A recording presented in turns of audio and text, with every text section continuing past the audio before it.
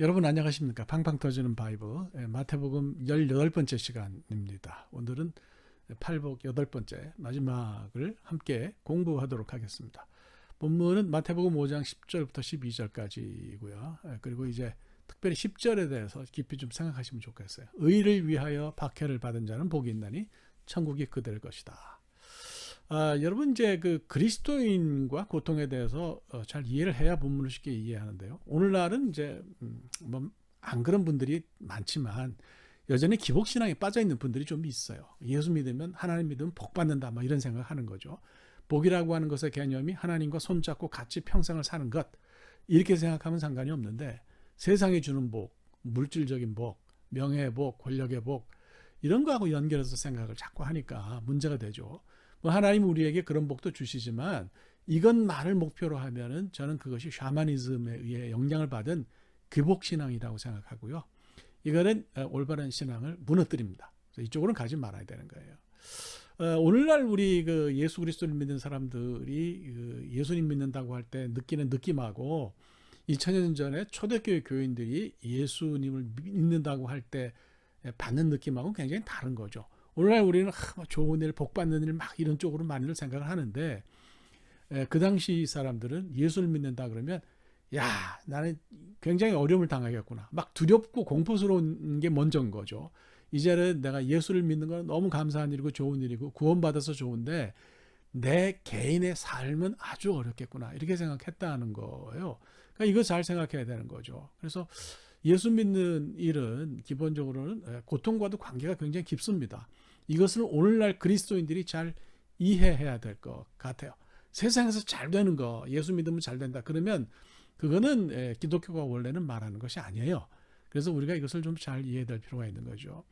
2000년 전에 처음 그리스도인들은 뭐 팔레스틴도 그렇고 소아시아도 그렇고 유럽도 그렇고 굉장히 예수를 믿으면 고통을 받는 그런 삶의 상황 가운데 있었어요. 예를 들면 이제 어떤 사람이 소아시아나 유럽에 살았는데 그리스에 살았는데 석공이에요 직업이. 그러면 이 사람한테 어느 날 수주가 들어왔는데 신전을 지으라는 그런 이방 신전을 지으라는 그런 주문이 들어왔다 이게. 이거 해야 돼요 말아야 돼요 그렇죠? 어떤 사람이 옷을 만드는 사람이 있는데 이방 신전 사제들 옷을 좀 만들라고 하는 주문이 들어왔다. 이건 이제 만들어야 되냐 말아야 되냐 이런 것이 현실적으로 그들에게 어려움을 줬다는 거예요.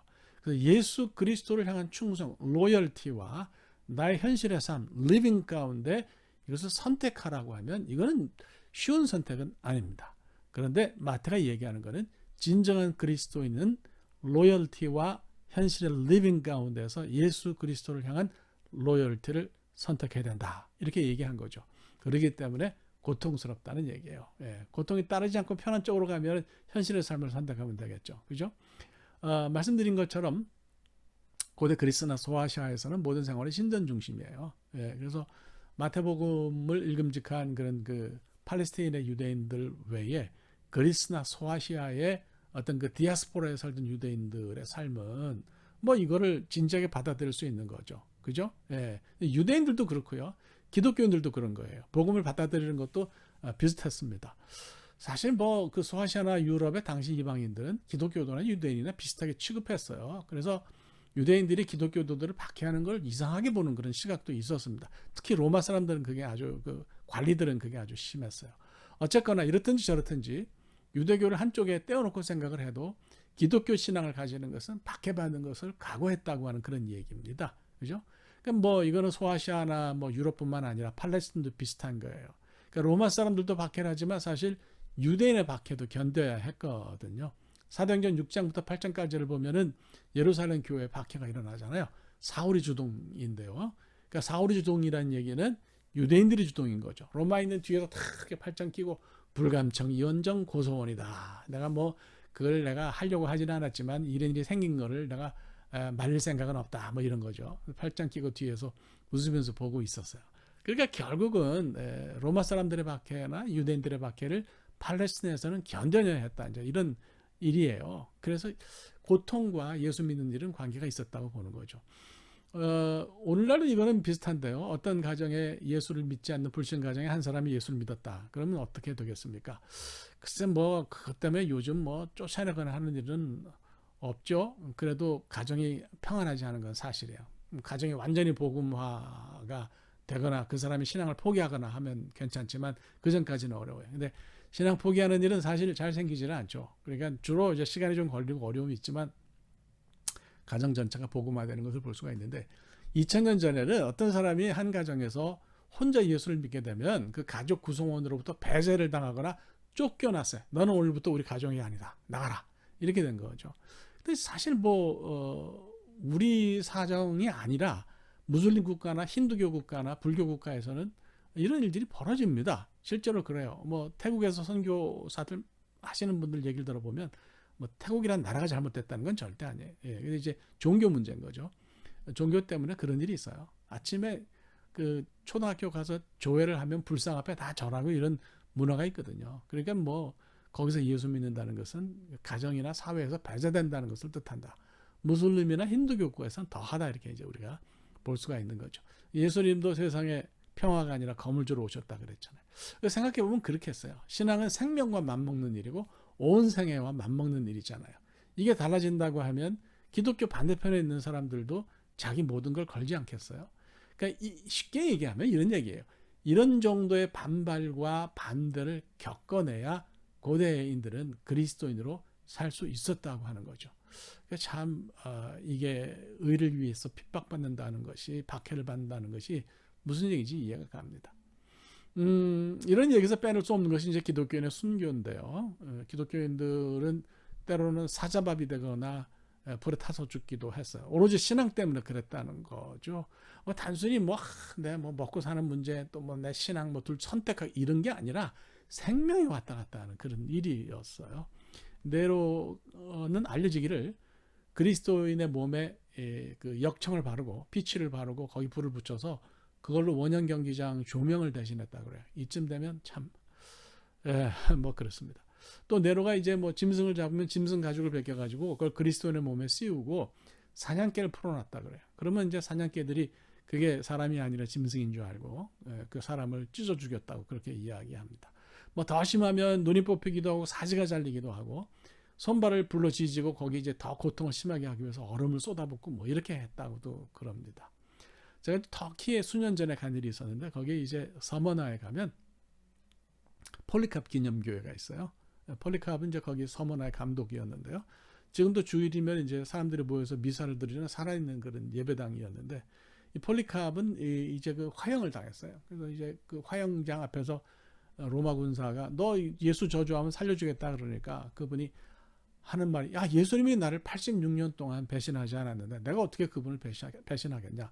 그걸 불에 타 죽었다는 얘기는 아주 유명합니다. 그러니까 이쯤이면 말문을 닫아야 하는 거죠. 그러니까 별로 언급하고 싶은 얘기도 아니고 고개를 자꾸 돌리고 싶은 얘기지만 예수를 믿는다는 것은 고대 이런 일을 겪을 수도 있었다는 것을 의미했다. 이걸 우리가 알아야 된다는 거죠.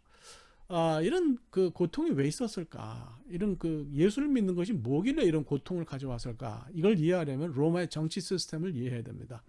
로마에 있어서 종교의 의미는 간단하지는 않아요. 로마 굉장히 영토가 넓고 그다음에 이제 이민족들이 굉장히 많았잖아요. 그러니까 이걸 하나로 모아야 되는 거예요.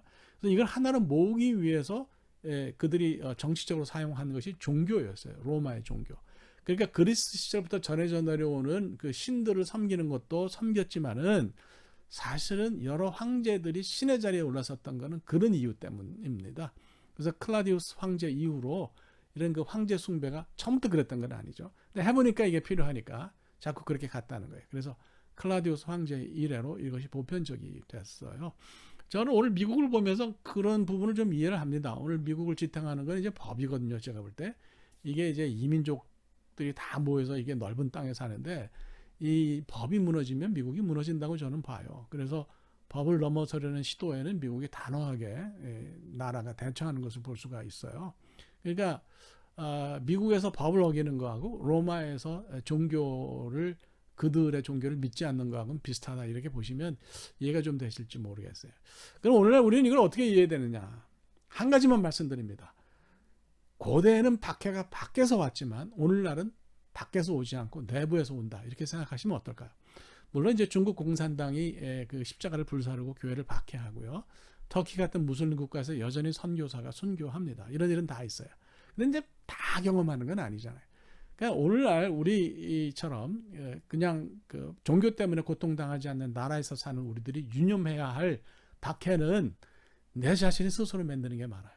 한쪽에는 나 자신의 이익이라는 종교가 있어요. 또 한쪽에는 예수 그리스도를 향한 충성이 있어요. 두 개가 부딪히면은 나 스스로 어떤 때는 물론 예수 그리스도를 향한 충성을 따라가지만 또 어떤 때는 나의 기독교 신앙을 내려누르고 박해하는 모습이 내 안에 있다는 거예요. 이런 그 개인의 전쟁에서 승리해야 밖에서 오는 어려움을 이긴다고 생각합니다. 민수기를 보면 1장과 26장의 인구조사가 나와요. 인구조사는 보통 고대 전쟁을 앞두고 했는데요. 26장의 인구조사는 임박한 가나안 진입 전쟁을 진짜 전쟁을 위한 거라고 치면 1장은 뭐냐 이거예요. 40년 동안 전쟁이 없었잖아요. 그건 40년 동안 자기 자신과 싸우는 그런 전쟁을 위한 계수가 아니었을까? 저는 그렇게 해석합니다. 여러분 이런 싸움과 밖에는 지금도 진행 중에 결국은 내 안에서 있는 싸움이 중요한 거죠. 그래서 두 가지를 기억하시면 좋겠어요. 첫째는 나 스스로 때로는 예수를 잘 믿으려고 하는 나를 박해한다. 그 주체가 나라는 것을 먼저 기억해야 이 싸움에서 이길 수 있어요. 두 번째로는 이겨야만 다른 싸움도 승리할 수 있다는 겁니다. 오늘 여기까지 하도록 하겠습니다. 이렇게 정리를 하면 될 것 같아요. 감사합니다. 고맙습니다.